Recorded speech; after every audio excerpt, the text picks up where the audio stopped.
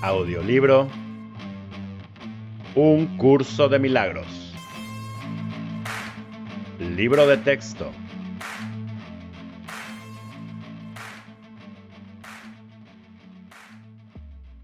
Capítulo 2.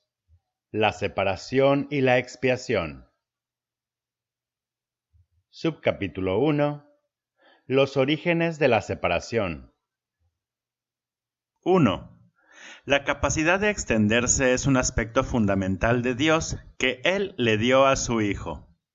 En la creación, Dios se extendió a sí mismo a sus creaciones y les infundió la misma amorosa voluntad de crear que Él posee.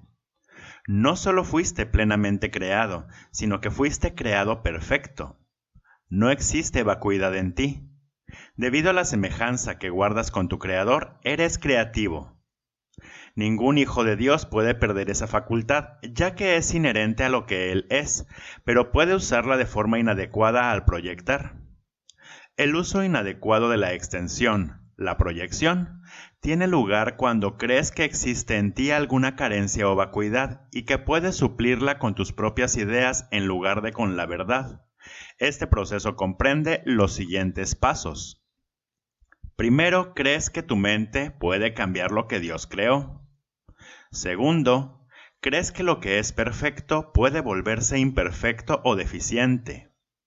Tercero, crees que puedes distorsionar las creaciones de Dios, incluido tú. Cuarto, crees que puedes ser tu propio creador y que estás a cargo de la dirección de tu propia creación. 2. Estas distorsiones relacionadas entre sí son un fiel reflejo de lo que realmente ocurrió en la separación o desvío hacia el miedo. Nada de eso existía antes de la separación ni existe realmente ahora. Todo lo que Dios creó es semejante a Él. La extensión, tal como Dios la emprendió, es similar al resplandor interior que los hijos del Padre han heredado de Él. Su verdadera fuente se encuentra en su interior.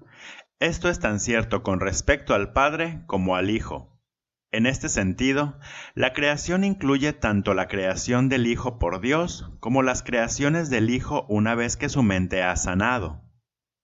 Esto requiere el libre albedrío con el que Dios lo dotó, ya que toda creación amorosa se otorga libremente en una línea continua, en la que todos los aspectos tienen el mismo rango. 3. El jardín del Edén, la condición que existía antes de la separación, era un estado mental en el que no se necesitaba nada. Cuando Adán dio oídos a las mentiras de la serpiente, lo único que oyó fueron falsedades. Tú no tienes por qué continuar creyendo lo que no es verdad, a no ser que así lo elijas. Todo ello puede literalmente desaparecer en un abrir y cerrar de ojos porque no es más que una percepción falsa. Lo que se ve en sueños parece ser muy real. Lo que es más, en la Biblia se menciona que sobre Adán se abatió un profundo sueño, mas no se hace referencia en ninguna parte a que haya despertado. El mundo no ha experimentado todavía ningún despertar o renacimiento completo. Un renacer así es imposible mientras sigas proyectando o creando falsamente. No obstante, la capacidad de extender tal como Dios te extendió su espíritu permanece todavía dentro de ti. En realidad, esta es tu única alternativa, pues se te dio el libre albedrío para que te deleitaras creando lo perfecto. 4.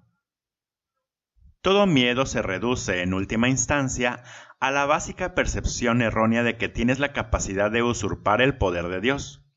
Por supuesto, no puedes hacer eso ni jamás pudiste haberlo hecho. En esto se basa el que puedas escaparte del miedo. Te liberas cuando aceptas la expiación, lo cual permite que te des cuenta de que en realidad tus errores nunca ocurrieron.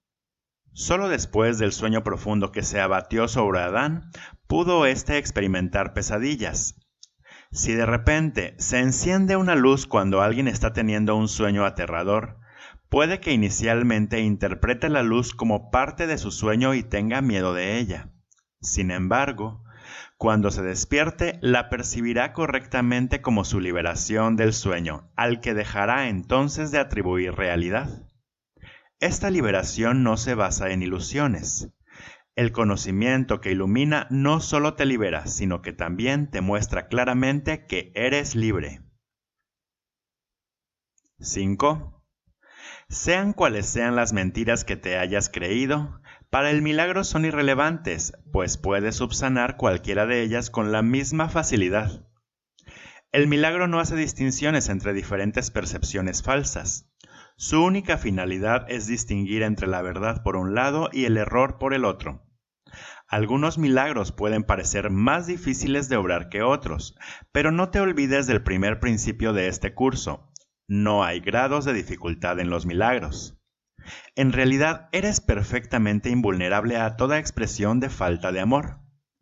Estas expresiones pueden proceder de ti o de otros, de ti hacia otros o de otros hacia ti. La paz es un atributo que se encuentra en ti. No puedes hallarla fuera de ti mismo. La enfermedad es una forma de búsqueda externa. La salud es paz interior. La paz te permite mantenerte ecuánime ante cualquier falta de amor procedente de afuera y te capacita, mediante tu aceptación de los milagros, para corregir las condiciones que resultan de la falta de amor en los demás.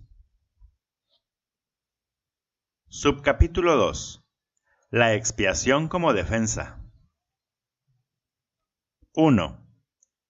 Puedes hacer cualquier cosa que yo te pida.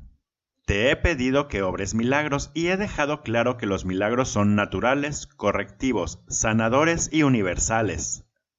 No hay nada que no puedan lograr, pero no pueden obrarse con un espíritu de duda o de temor.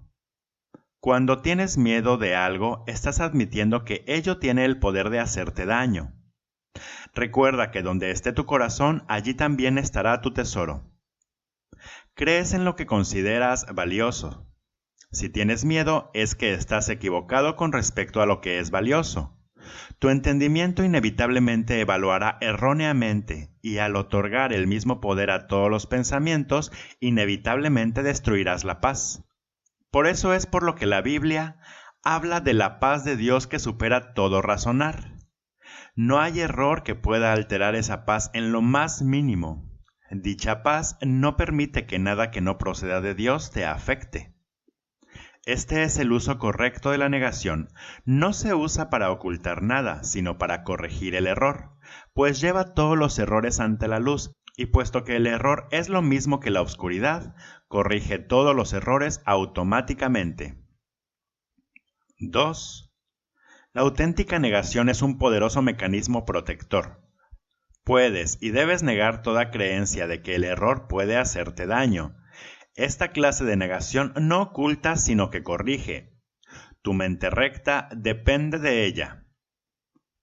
Negar el error es una sólida defensa en favor de la verdad, pero negar la verdad da lugar a creaciones falsas, las proyecciones del ego. La negación del error, puesta al servicio de la mente recta, libera a la mente y restablece la libertad de la voluntad. Cuando la voluntad es realmente libre, no puede crear falsamente porque solo reconoce la verdad. 3. Puedes defender la verdad así como el error. Los medios son más fáciles de entender después de que el valor del objetivo se ha establecido firmemente. Pero lo que hay que tener en cuenta es cuál es su propósito. Todo el mundo defiende su tesoro y lo hace automáticamente. Las preguntas esenciales son, pues, ¿qué es realmente importante para ti? ¿Y cuán importante lo es? Una vez que hayas aprendido a tener en cuenta estas preguntas y a tenerlas presentes en todas tus acciones, tendrás muy poca dificultad en clarificar los medios. Los medios están a tu disposición siempre que los pidas. Puedes, sin embargo, ahorrar tiempo si no aplazas innecesariamente este paso. Un enfoque correcto lo acortará enormemente. 4. La expiación es la única defensa que no puede usarse destructivamente porque no es un recurso que tú hayas inventado. El principio de la expiación estaba en vigor mucho antes de que ésta comenzara. El principio fue el amor y la expiación fue un acto de amor. Antes de la separación, los actos eran innecesarios porque no existía la creencia en el tiempo y el espacio. Fue sólo después de la separación cuando se planearon la expiación y las condiciones necesarias para su cumplimiento. Se necesitó entonces una defensa tan espléndida que fuese imposible usarla indebidamente, aunque fuese posible rechazarla. Su rechazo, no obstante, no podía convertirla en un arma de ataque, que es la característica intrínseca de otras defensas. La expiación, pues, resulta ser la única defensa que no es una espada de dos filos, tan solo puede sanar. 5. La expiación se instituyó dentro de la creencia en el tiempo y en el espacio para fijar un límite a la necesidad de la creencia misma y, en última instancia, para completar el aprendizaje.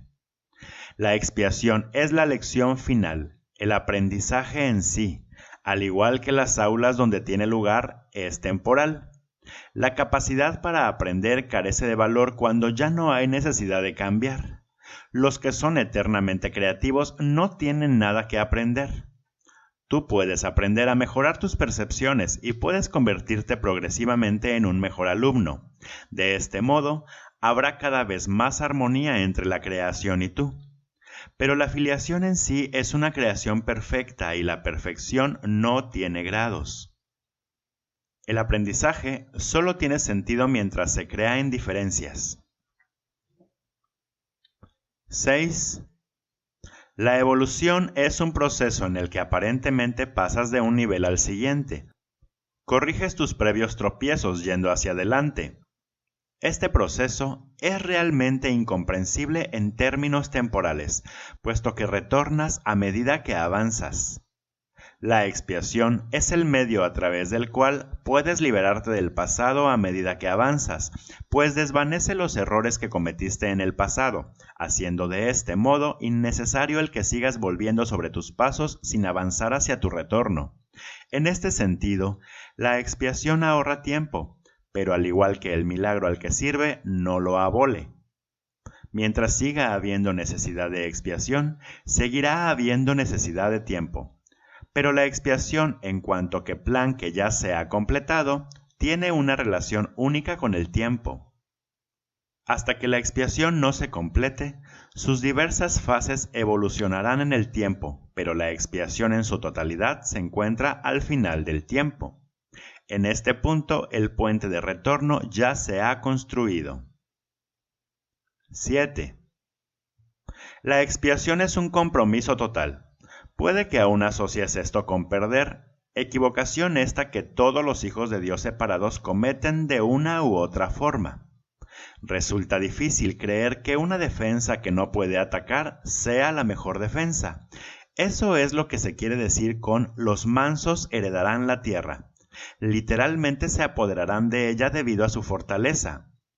Una defensa de doble filo es intrínsecamente débil precisamente porque tiene dos filos y puede volverse contra ti inesperadamente. Esta posibilidad no se puede controlar excepto con milagros. El milagro convierte la defensa de la expiación en tu verdadera protección y a medida que adquieres más y más seguridad, asumes tu talento natural de proteger a otros reconociéndote simultáneamente como hermano y como hijo. Subcapítulo 3. El altar de Dios. 1. Solo puedes aceptar la expiación dentro de ti liberando la luz interior. Desde la separación, las defensas se han usado casi exclusivamente para defenderse contra la expiación y mantener así vigente la separación. Generalmente esto se manifiesta como una necesidad de proteger el cuerpo. Las múltiples fantasías corporales a las que las mentes se entregan proceden de la creencia distorsionada de que el cuerpo puede usarse como un medio para alcanzar la expiación.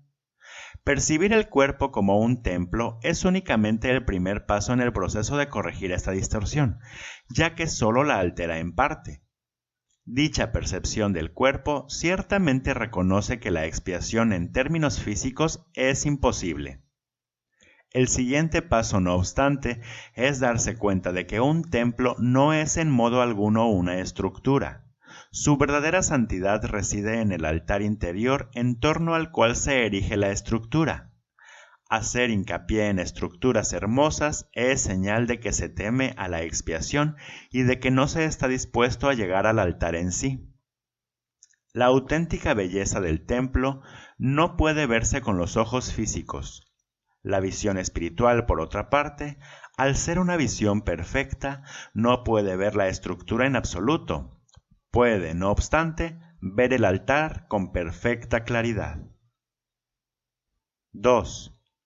Para que la eficacia de la expiación sea perfecta, a ésta le corresponde estar en el centro del altar interior, desde donde subsana la separación y restituye la plenitud de la mente. Antes de la separación, la mente era invulnerable al miedo, ya que el miedo no existía.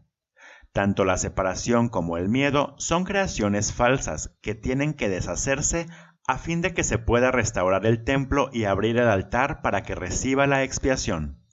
Esto supone el fin de la separación al poner dentro de ti la única defensa eficaz contra todo pensamiento de separación, haciendo de este modo que seas absolutamente invulnerable. 3. El que todos acepten la expiación es solo cuestión de tiempo. Tal vez parezca que esto contradice su libre albedrío, dada la inevitabilidad de la decisión final, pero en realidad no es así. Puedes aplazar lo que tienes que hacer y eres capaz de enormes dilaciones, pero no puedes desvincularte completamente de tu Creador, quien fija los límites de tu capacidad para crear falsamente. Una voluntad aprisionada engendra una situación tal que llevada al extremo se hace completamente intolerable. La resistencia al dolor puede ser grande, pero no es ilimitada. A la larga, todo el mundo empieza a reconocer, por muy vagamente que sea, que tiene que haber un camino mejor. A medida que este reconocimiento se arraiga más, acaba por convertirse en un punto decisivo en la vida de cada persona.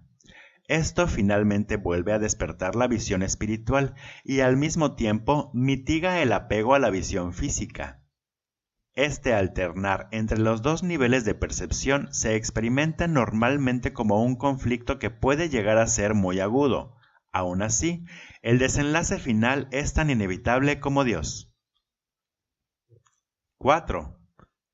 La visión espiritual literalmente no puede ver el error y busca simplemente la expiación. Todas las soluciones que los ojos del cuerpo buscan se desvanecen. La visión espiritual mira hacia adentro e inmediatamente se da cuenta de que el altar ha sido profanado y de que necesita ser reparado y protegido.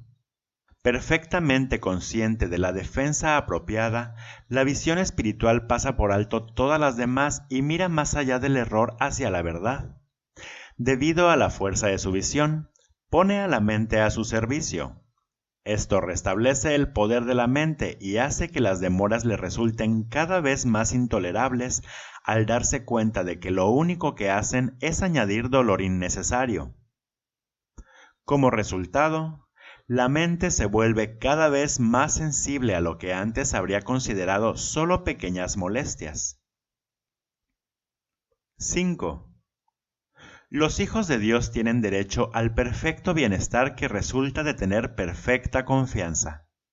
Hasta que no logran esto, se agotan a sí mismos y desperdician sus verdaderos poderes creativos en fútiles intentos de obtener un mayor bienestar valiéndose de medios inadecuados. Sin embargo, los medios reales ya les han sido provistos y no requieren esfuerzo alguno por su parte.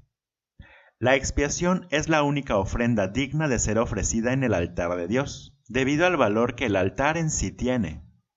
Fue creado perfecto y es absolutamente digno de recibir perfección.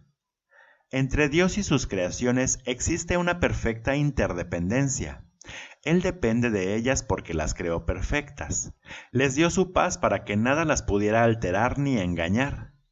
Siempre que tienes miedo, te has engañado a ti mismo y tu mente no puede servir al Espíritu Santo. Eso te deja hambriento, pues te niega el pan de cada día. Dios se siente solo sin sus hijos y sus hijos se sienten solos sin Él. Tienen que aprender a ver el mundo como un medio para poner fin a la separación, La expiación es la garantía de que finalmente lo lograrán. Subcapítulo 4. La curación como la liberación del miedo. 1. Vamos a hacer ahora hincapié en la curación. El milagro es el medio, la expiación el principio y la curación el resultado. Hablar de una curación milagrosa es combinar impropiamente dos órdenes de realidad diferentes. Una curación no es un milagro.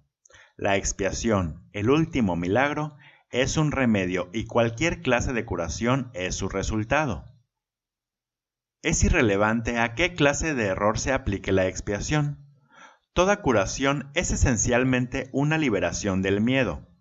Para poder llevarla a cabo, tú mismo debes estar libre de todo miedo.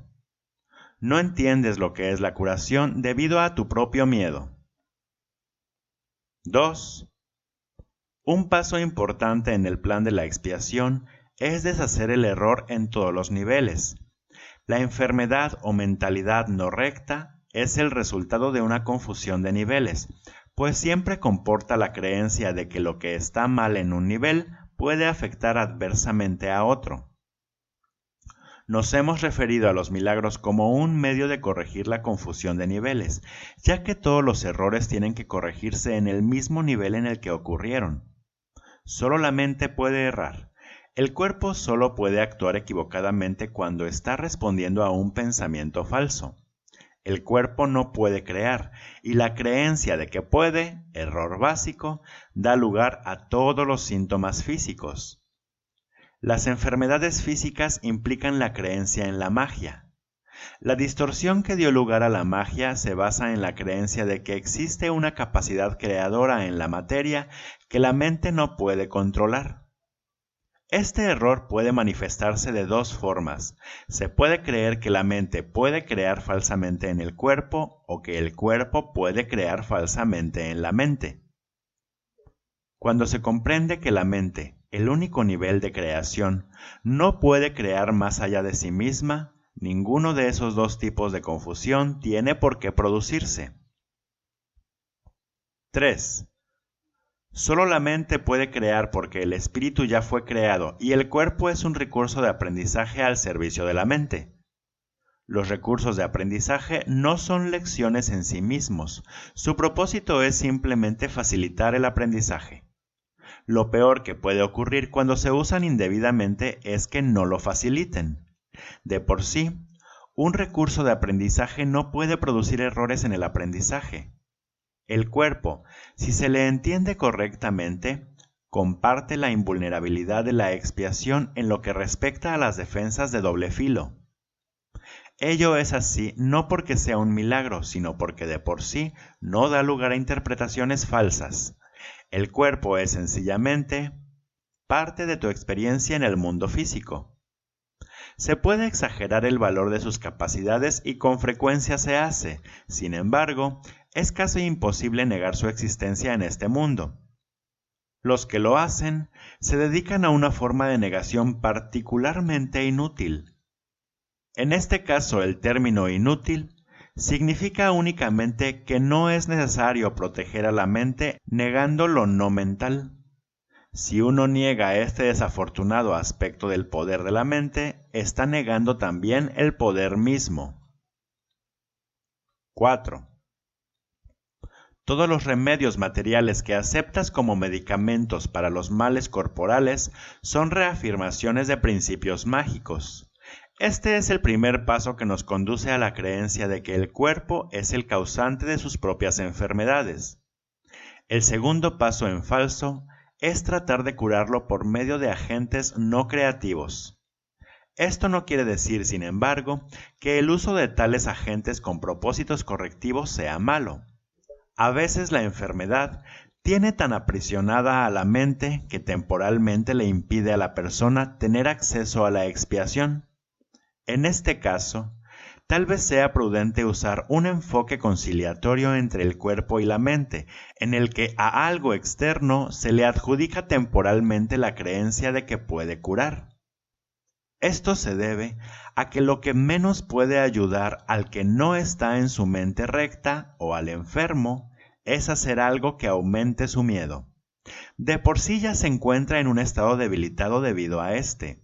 Exponerle prematuramente a un milagro podría precipitarle al pánico, lo cual es muy probable que ocurra en aquellos casos en que la percepción invertida ha dado lugar a la creencia de que los milagros son algo temible. 5.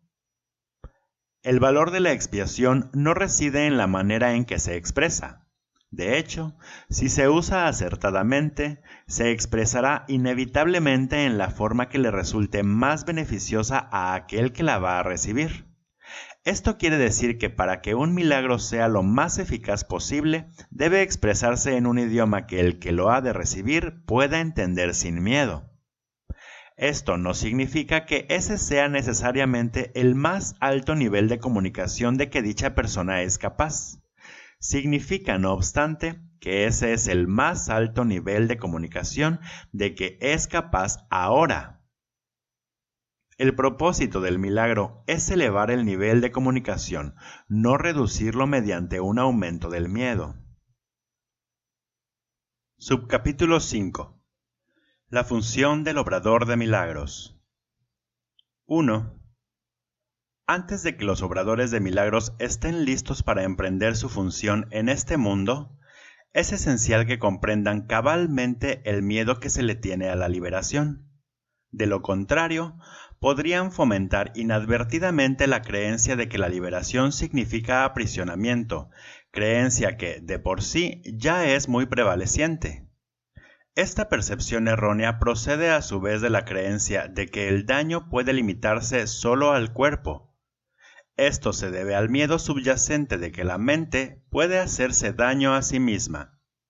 Ninguno de estos errores es relevante, ya que las creaciones falsas de la mente en realidad no existen. Este reconocimiento es un recurso protector mucho más eficaz que cualquier forma de confusión de niveles, porque introduce la corrección al nivel del error. Es esencial recordar que solo la mente puede crear y que la corrección solo puede tener lugar en el nivel del pensamiento. Para ampliar algo que se mencionó anteriormente, el espíritu ya es perfecto y por lo tanto no requiere corrección. El cuerpo no existe, excepto como un recurso de aprendizaje al servicio de la mente. Este recurso de aprendizaje de por sí no comete errores porque no puede crear. Es obvio, pues, que inducir a la mente a que renuncie a sus creaciones falsas es la única aplicación de la capacidad creadora que realmente tiene sentido. 2. La magia es el uso insensato o mal creativo de la mente. Los medicamentos físicos son una forma de hechizo, pero si tienes miedo de usar la mente para curar, no debes intentar hacerlo. El hecho mismo de que tengas miedo hace que tu mente sea vulnerable a crear falsamente. Es probable, por lo tanto, que no entiendas correctamente cualquier curación que pudiera producirse, y puesto que el egocentrismo va normalmente acompañado de miedo, tal vez no puedas aceptar la verdadera fuente de la curación. En tal caso, es menos arriesgado depender temporalmente de artificios curativos físicos, ya que no los puedes percibir erróneamente como una creación tuya. Mientras tu sensación de vulnerabilidad persista, no debes intentar obrar milagros. 3. He dicho ya que los milagros son expresiones de una mentalidad milagrosa, y una mentalidad milagrosa no es otra cosa que una mentalidad recta. Los que poseen una mentalidad recta no exaltan ni menosprecian la mente del que obra milagros ni la del que los recibe. En cuanto que medio de corrección, sin embargo, el milagro no tiene que esperar a que el que lo ha de recibir goce de una mentalidad recta. De hecho, su propósito es restituirle su mente recta. Es esencial, no obstante, que el obrador de milagros esté en su mente recta, aunque sea brevemente, o de lo contrario, será incapaz de restablecer la mentalidad recta en otros. 4. El sanador que confía en su propio estado de preparación pone en peligro su entendimiento. Estás perfectamente a salvo siempre que no te preocupes en absoluto por tu estado de preparación, pero mantengas firme confianza en el mío. Si tu inclinación a obrar milagros no está funcionando debidamente, es siempre porque el miedo se ha infiltrado en tu mentalidad recta y la ha invertido. Toda forma de mentalidad no recta es el resultado de negarte a aceptar la expiación para ti mismo. Si la aceptases, estarías en una posición desde la que podrías reconocer que los que tienen necesidad de curación son simplemente aquellos que aún no se han dado cuenta de que la mentalidad recta es en sí la curación.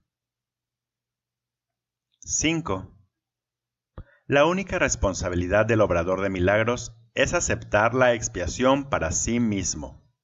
Esto significa que reconoces que la mente es el único nivel creativo y que la expiación puede sanar sus errores.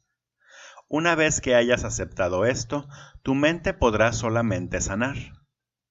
Al negarle a tu mente cualquier potencial destructivo y restituir de nuevo sus poderes estrictamente constructivos, te colocas en una posición desde la que puedes eliminar la confusión de niveles en otros.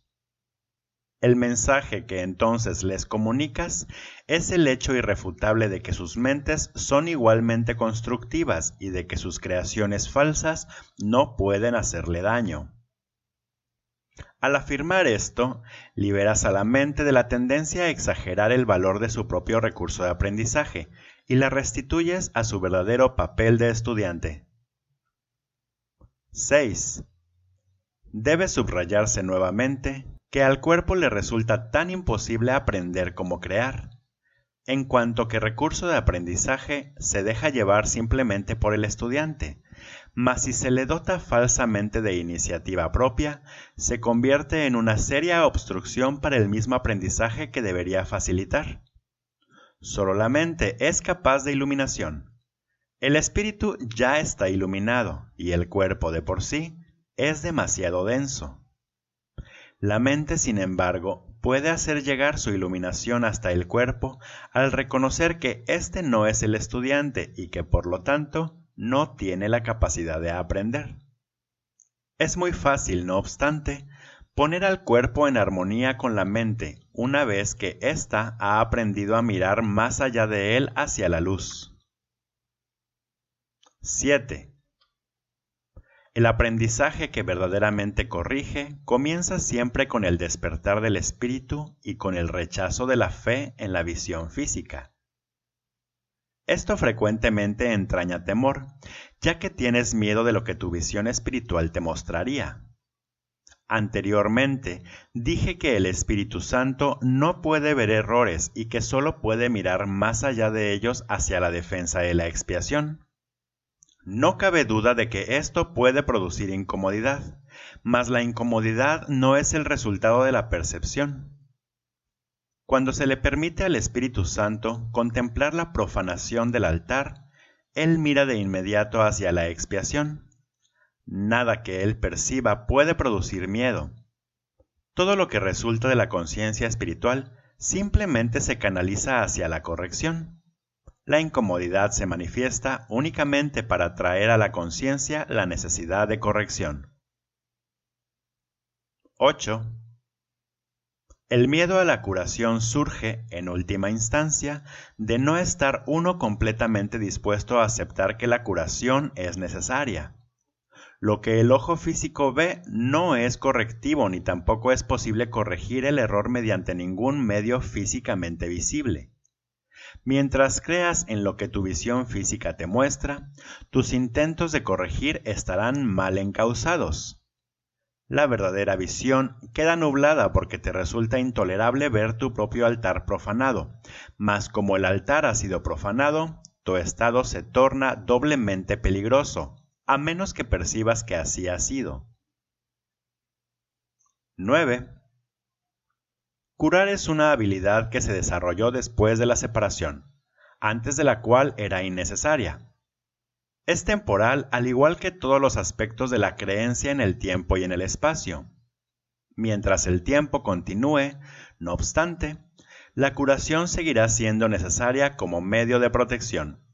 Esto se debe a que la curación se basa en la caridad, y la caridad es una forma de percibir la perfección en otro, aun cuando no puedas percibirla en ti mismo.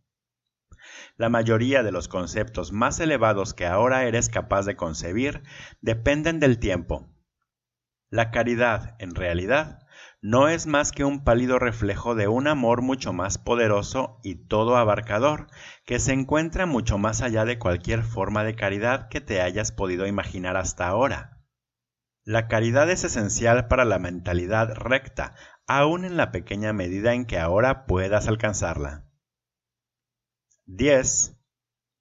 La caridad es una manera de ver a otro como si ya hubiese llegado mucho más allá de lo que en realidad ha logrado en el tiempo hasta ahora. Puesto que su pensamiento tiene fallos, no puede ver que la expiación es para él, pues de otro modo no tendría necesidad de caridad. La caridad que se le concede es a la vez una confirmación de que necesita ayuda, así como el reconocimiento de que la aceptará. Estas dos percepciones denotan claramente su dependencia del tiempo, haciendo patente el hecho de que la caridad opera todavía dentro de las limitaciones de este mundo. Dije anteriormente que solo la revelación trasciende el tiempo. El milagro, al ser una expresión de caridad, tan solo puede acortarlo. Hay que entender, no obstante, que cuando le ofreces un milagro a otro, estás acortando su sufrimiento y el tuyo. Esto corrige tanto retroactivamente como progresivamente. A. Principios especiales de los obradores de milagros. Primero, el milagro elimina la necesidad de tener preocupaciones de rango inferior. Puesto que es un intervalo de tiempo fuera del patrón habitual, las consideraciones normales con respecto al tiempo y al espacio no le aplican. Cuando obres un milagro, yo haré los arreglos necesarios para que el tiempo y el espacio se ajusten a él. Segundo, es esencial hacer una clara distinción entre lo que se crea y lo que se fabrica. Toda forma de curación se basa en esta corrección fundamental de percepción de niveles. Tercero, nunca confundas la mentalidad recta con la mentalidad errada. Reaccionar ante cualquier clase de error de otra forma que no sea con un deseo de sanar es una expresión de esa confusión. Cuarto, el milagro es siempre la negación de ese error y la afirmación de la verdad. Solo la mentalidad recta puede corregir de forma que sus efectos sean reales. De hecho, lo que no produce efectos reales en realidad no existe. Sus efectos, por lo tanto, son nulos. Al no tener contenido sustancial, se presta a ser proyectado. Quinto, el poder del milagro para ajustar niveles genera la percepción correcta que da lugar a la curación. Hasta que eso no ocurra, será imposible entender lo que es la curación. El perdón es un gesto vacío a menos que conlleve corrección. Sin esta, lo que hace es básicamente juzgar en vez de sanar. Sexto, el perdón que procede de una mentalidad milagrosa tan solo ofrece corrección. No posee elementos de juicio en absoluto. La frase, Padre, perdónalos porque no saben lo que hacen, no evalúa en modo alguno lo que las personas en cuestión están haciendo. Es una petición a Dios para que sane sus mentes. En ella no se hace referencia al resultado del error, pues eso es irrelevante. Séptimo, el precepto, sed de un mismo sentir, es la aseveración que exhorta a todos a estar listos para la revelación. Mi ruego, haced esto en conmemoración mía, es una petición a los obradores de milagros para que colaboren conmigo. Estas dos aseveraciones no pertenecen a un mismo orden de realidad. Solo la última entraña una conciencia de tiempo, ya que recordar es traer el pasado al presente. El tiempo está bajo mi control, pero la eternidad le pertenece a Dios. En el tiempo, existimos unos con otros y unos para otros. En la eternidad, coexistimos con Dios. Octavo, puedes hacer mucho en favor de tu propia curación y la de los demás si en situaciones en las que se requiere tu ayuda piensas de la siguiente manera. Estoy aquí únicamente para ser útil. Estoy aquí en representación de aquel que me envió. No tengo que preocuparme por lo que debo decir ni por lo que debo hacer, pues aquel que me envió me guiará. Me siento satisfecho de estar donde quiera que Él desee, porque sé que Él estará allí conmigo. Sanaré a medida que le permita enseñarme a sanar. Subcapítulo 6. Miedo y conflicto.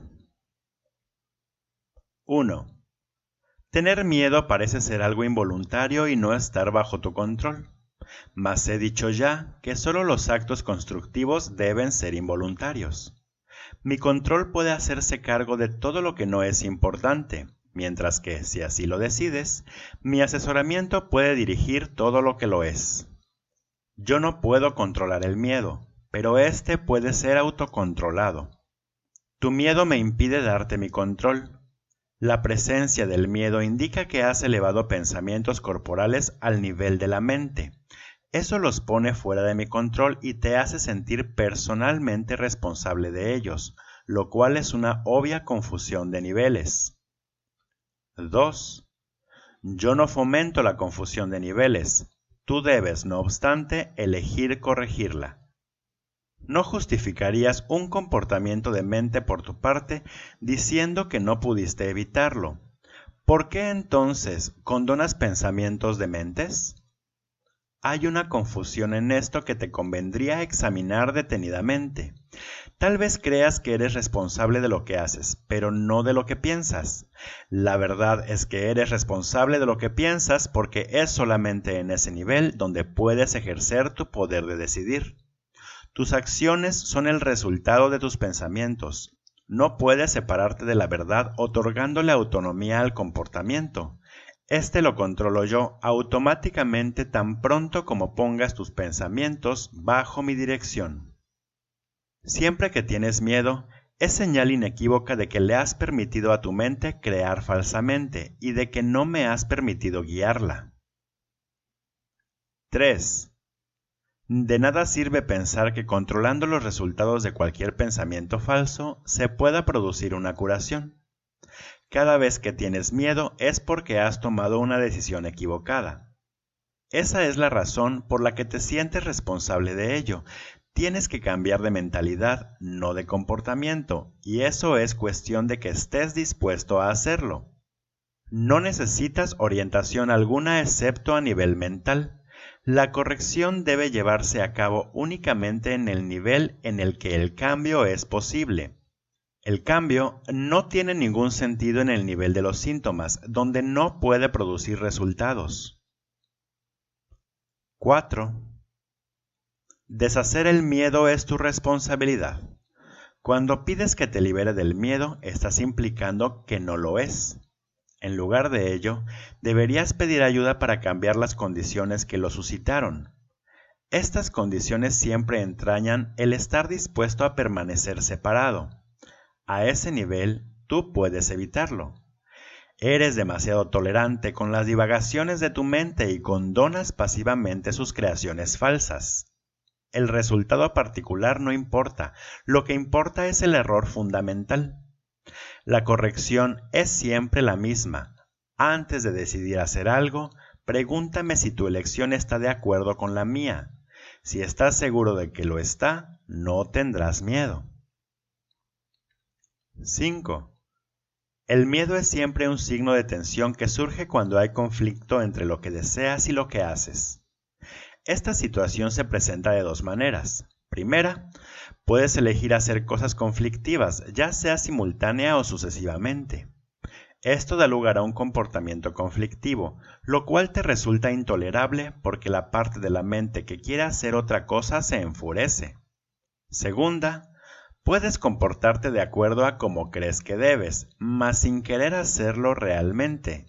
Esto da lugar a un comportamiento congruente, pero conlleva gran tensión.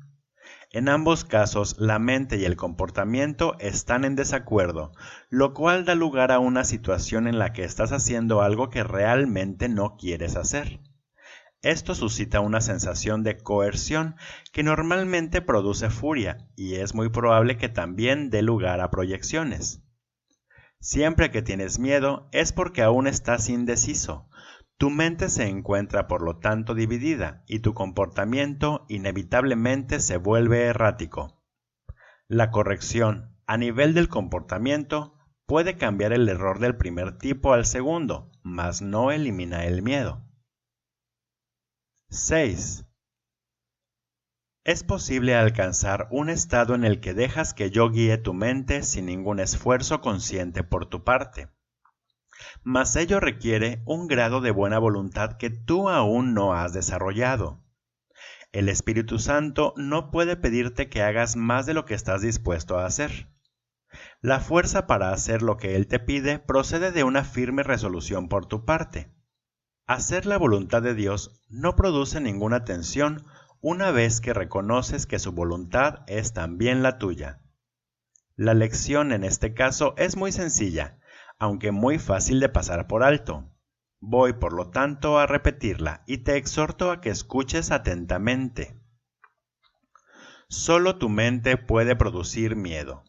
Hace eso cada vez que estás en conflicto con respecto a lo que quiere, lo cual inevitablemente produce tensión, ya que existen discrepancias entre lo que se quiere y lo que se hace al respecto. Eso solo puede corregirse aceptando un objetivo unificado. 7. El primer paso correctivo para deshacer el error es darse cuenta, antes que nada, de que todo conflicto es siempre una expresión de miedo. Dite a ti mismo que de alguna manera tienes que haber decidido no amar, ya que de otro modo el miedo no habría podido hacer presa de ti. A partir de ahí, todo el proceso correctivo se reduce a una serie de pasos pragmáticos dentro del proceso más amplio de aceptar que la expiación es el remedio. Estos pasos pueden resumirse de la siguiente forma. Reconoce en primer lugar que lo que estás experimentando es miedo. El miedo procede de una falta de amor. El único remedio para la falta de amor es el amor perfecto. El amor perfecto es la expiación. 8. He subrayado que el milagro, la expresión de la expiación, es siempre un gesto al respecto del que es digno para con otro que es digno también. El reconocimiento de esta dignidad lo establece la expiación. Resulta obvio, por lo tanto, que cuando tienes miedo, te has colocado a ti mismo en una posición en la que necesitas la expiación. Has actuado sin amor al haber elegido sin amor. Esta es precisamente la situación para la que se instituyó la expiación. La necesidad del remedio inspiró su establecimiento. Mientras te limites a reconocer únicamente la necesidad del remedio, seguirás teniendo miedo. Sin embargo, tan pronto como aceptes el remedio, habrás deshecho el miedo.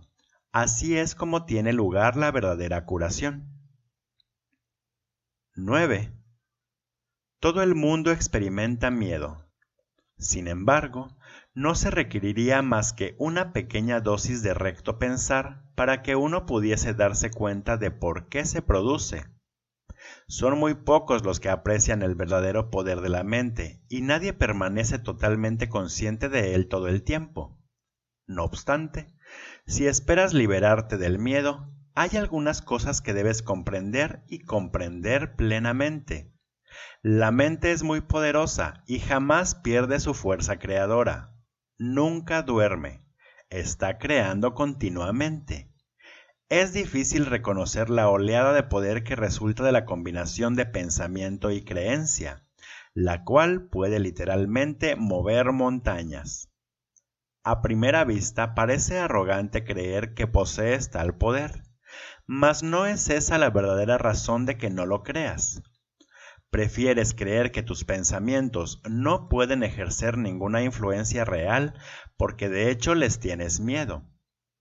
Eso puede mitigar la conciencia de culpa, pero a costa de percibir a la mente como impotente.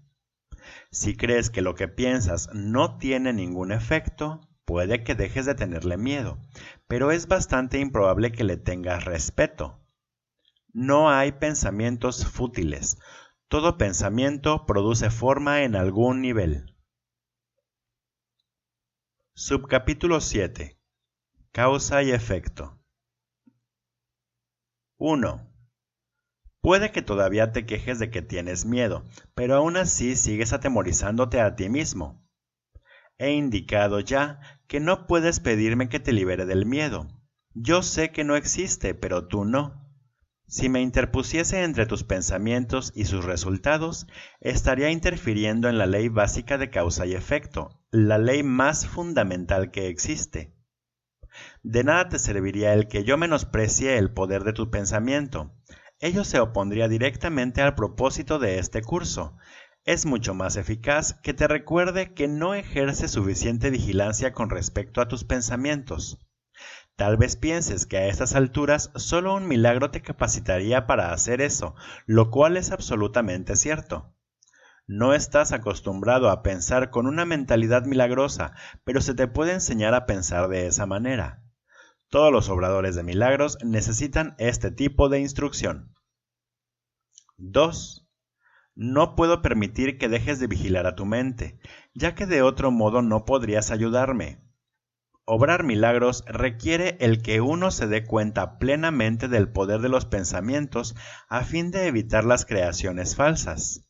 De lo contrario, sería necesario un milagro que rectificase a la mente misma. Proceso circular este que no propiciaría el colapso del tiempo, que es para lo que el milagro se concibió. El obrador de milagros debe poseer un genuino respeto por la verdadera ley de causa y efecto como condición previa para que se produzca el milagro. 3. Tanto el milagro como el miedo proceden de pensamientos. Si no eres libre de elegir uno, tampoco serás libre de elegir el otro. Al elegir el milagro, rechazas el miedo aunque solo sea temporalmente.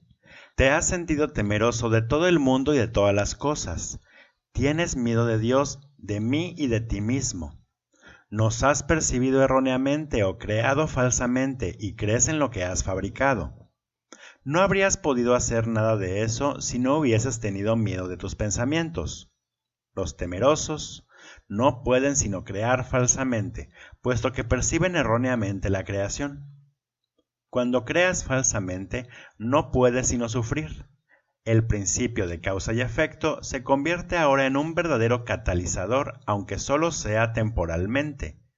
En realidad, causa es un término que le corresponde propiamente a Dios, y su efecto es su Hijo. Esto supone una serie de relaciones de causa y efecto completamente diferentes de las que tú introduces en tus creaciones falsas. El conflicto fundamental en este mundo es, pues, entre la creación y la creación falsa. Todo miedo está implícito en la segunda y todo amor en la primera. El conflicto es, por lo tanto, entre el amor y el miedo. 4. Ya hemos dicho que crees que no puedes controlar el miedo porque tú mismo lo inventaste y tu creencia en él parece ponerlo fuera de tu control. Sin embargo, todo intento de resolver el error tratando de dominar el miedo es inútil. De hecho, eso no hace más que corroborar su poder al asumirse que necesita ser dominado.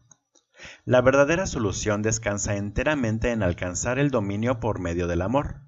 En el ínterin, no obstante, la sensación de conflicto es inevitable ya que te has colocado a ti mismo en una posición en la que crees en el poder de algo que no existe. 5. La nada y el todo no pueden coexistir. Creer en uno es negar el otro. El miedo no es nada realmente y el amor lo es todo. Siempre que la luz irrumpe en la oscuridad desaparece. Lo que tú crees es cierto para ti. En este sentido, la separación ha ocurrido y negarlo sería utilizar incorrectamente la negación. Concentrarse en el error, no obstante, no es más que otro error. El procedimiento correctivo inicial consiste en reconocer temporalmente que hay un problema, mas solo como señal de que tiene que ser corregido de inmediato. Esto da lugar a un estado mental en el que la expiación puede ser aceptada sin demora. Debe señalarse, no obstante, que en última instancia no puede haber transigencia alguna entre lo que lo es todo y lo que no es nada. El tiempo es esencialmente un recurso por medio del cual se puede abandonar toda idea de transigencia al respecto. Este proceso parece ser gradual debido únicamente a que el tiempo en sí comprende intervalos que no existen. La creación falsa hizo que esto fuese necesario como recurso de corrección.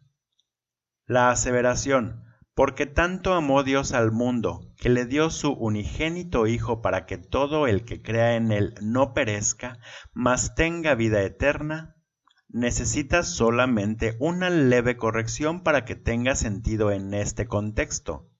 Se lo dio a su unigénito Hijo. 6. Debe observarse con especial atención que Dios tiene solamente un Hijo. Si todas las creaciones de Dios son hijos suyos, cada una de ellas tiene que ser parte integral de toda la filiación. La filiación en su unicidad trasciende la suma de todas sus partes. Este hecho, no obstante, queda velado mientras falte una sola de ellas. Por eso es por lo que, en última instancia, el conflicto no se puede resolver hasta que todas las partes de la filiación hayan retornado. Solo entonces podrá comprenderse lo que, en el verdadero sentido de la palabra, significa la plenitud. Cualquier parte de la filiación puede creer en el error o en la incompleción si así lo elige. Sin embargo, si lo hace, estará creyendo en la existencia de algo que no existe. Lo que corrige este error es la expiación. 7. Ya he hablado brevemente acerca de la condición de estar listo, pero tal vez pueda ser útil mencionar aquí algunos puntos adicionales. Estar listo es solo el requisito previo para que se pueda lograr algo. No se debe confundir una cosa con la otra. Tan pronto como se da la condición de estar listo, también se da en cierta medida el deseo de querer lograr algo, si bien este no es necesariamente un deseo indiviso. Dicha condición de estar listo no es más que el potencial para que pueda tener lugar un cambio de mentalidad. La confianza no podrá desarrollarse plenamente mientras no se haya alcanzado un dominio total. Hemos tratado ya de corregir el error fundamental de que es posible dominar el miedo, y hemos enfatizado que el verdadero dominio solo se puede alcanzar por medio del amor. Estar listo es solo el comienzo de la confianza. Tal vez pienses que esto implica que tiene que transcurrir mucho tiempo entre el momento en que estás listo y aquel en el que alcanzas el dominio, pero permíteme recordarte que el tiempo y el espacio están bajo mi control. Subcapítulo 8. El significado del juicio final. 1. Una de las maneras en que puedes corregir la confusión entre la magia y los milagros es recordando que tú no te creaste a ti mismo. Tiendes a olvidarte de esto cuando te vuelves egocéntrico, lo cual te coloca en una posición en la que es prácticamente inevitable creer en la magia. La voluntad de crear te fue dada por tu Creador, quien estaba expresando esa misma voluntad en su creación. Puesto que la capacidad de crear reside en la mente, todo lo que creas es necesariamente una cuestión de voluntad. De ello se desprende también que lo que haces por tu cuenta es real para ti, mas no lo es en la mente de Dios. Esta distinción básica conduce directamente al verdadero significado del juicio final. 2. El juicio final es una de las ideas más atemorizantes de tu sistema de pensamiento. Eso se debe a que no entiendes lo que es. Juzgar no es un atributo de Dios. El juicio final se originó a raíz de la separación como uno de los muchos recursos de aprendizaje que se incluyeron en el plan general. Del mismo modo en que la separación abarcó un periodo de millones de años, así el juicio final se extenderá por un periodo igualmente largo o tal vez aún más largo. Su duración, no obstante, puede acortarse enormemente mediante los milagros, el recurso que acorta el tiempo pero que no lo abole. Si un número suficiente de nosotros llega a alcanzar una mentalidad verdaderamente milagrosa, este proceso de acortar el tiempo puede llegar a ser virtualmente inconmensurable. Es esencial, no obstante, que te liberes a ti mismo del miedo cuanto antes, pues tienes que escapar del conflicto si es que has de llevar paz a otras mentes. 3. Por lo general se considera al juicio final como un proceso que Dios emprendió, pero en realidad son mis hermanos quienes lo emprenderán con mi ayuda. El juicio final es la última curación en vez de un reparto de castigos, por mucho que pienses que los castigos son merecidos. El castigo es un concepto completamente opuesto a la mentalidad recta, y el objetivo del juicio final es restituirte tu mentalidad recta. Se podría decir que el juicio final es un proceso de correcta evaluación. Significa simplemente que todos llegarán por fin a entender qué es lo que tiene valor y qué es lo que no lo tiene. Después de que esto ocurra, la capacidad para elegir podrá ser dirigida racionalmente. Pero hasta que no se haga esta distinción, las oscilaciones entre la voluntad libre y la aprisionada no podrán sino continuar. 4. El primer paso hacia la libertad comprende separar lo falso de lo verdadero. Este es un proceso de separación en el sentido constructivo de la palabra y refleja el verdadero significado del Apocalipsis. Al final, cada cual contemplará sus propias creaciones y elegirá conservar solo lo bueno tal como Dios mismo contempló lo que había creado y vio que era bueno. A partir de ahí, la mente podrá comenzar a contemplar sus propias creaciones con amor por razón del mérito que tienen. Al mismo tiempo, repudiará inevitablemente sus creaciones falsas que, en ausencia de la creación que las originó, dejarán de existir. 5. El término juicio final asusta no solo porque ha sido proyectado sobre Dios, sino también por la asociación de la palabra final con la muerte. Este es un ejemplo sobresaliente de la percepción invertida. Si se examina objetivamente el significado del juicio final, queda muy claro que en realidad es el umbral de la vida. Nadie que viva atemorizado puede estar realmente vivo. No te puedes someter a ti mismo a tu propio juicio final porque tú no te creaste a ti mismo. Puedes, no obstante, aplicarlo significativamente y en cualquier momento a todo lo que has fabricado y retener en la memoria solo lo creativo y lo bueno. Eso es lo que tu mentalidad recta no puede sino dictar. El único propósito del tiempo es darte tiempo para alcanzar ese juicio, el cual no es otra cosa que el juicio perfecto con respecto a tus propias creaciones perfectas. Cuando todo lo que retengas en la memoria sea digno de amor, no habrá ninguna razón para que sigas teniendo miedo.